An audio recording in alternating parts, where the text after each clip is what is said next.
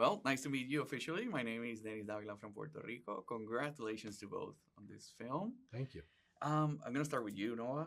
What inspired you to tell this story now with such a focus on nuclear tension? So this all started when I got a call that Kathryn Bigelow wanted to talk to me about an idea, which is pretty much the greatest call you can get as a writer. I know, right? And it turns out we were both interested in this topic. Kathryn talks about growing up in an age where she had to hide under her desk as a school kid during nuclear drills. I had covered the nuclear issue as a journalist. I was running NBC News when North Korea became a nuclear power.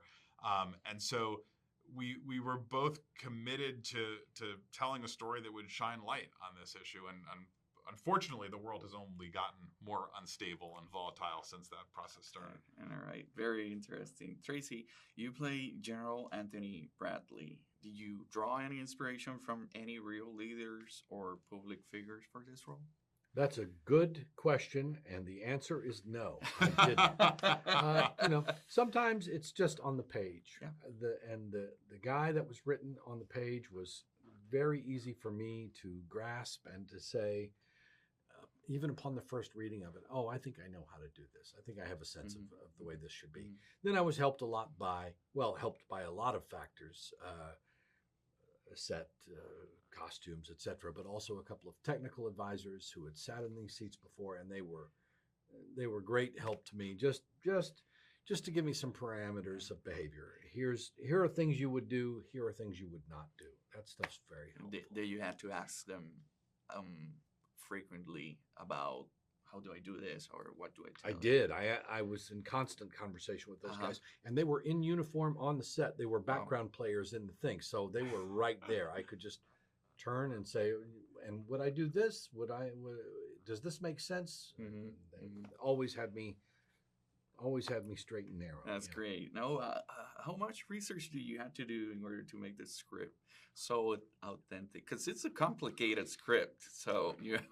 I mean, listen, I was fortunate that because of my past life as a journalist, I know a lot of former military and intelligence government officials. So I reached out to all of them.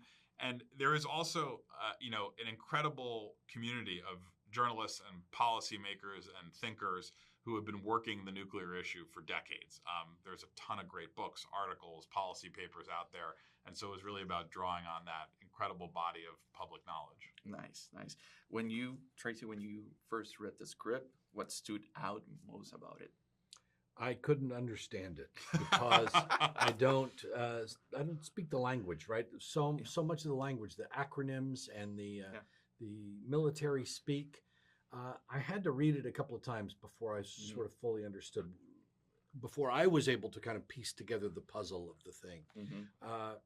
But one of the things that really struck me about the piece, aside from being very well researched, very detailed, was that it did allow room for human beings. There was, it wasn't just procedural. There was human life on the page as well, and it's so important to a piece like this because ultimately that's what we're dealing. That's what's in the balance. Yeah.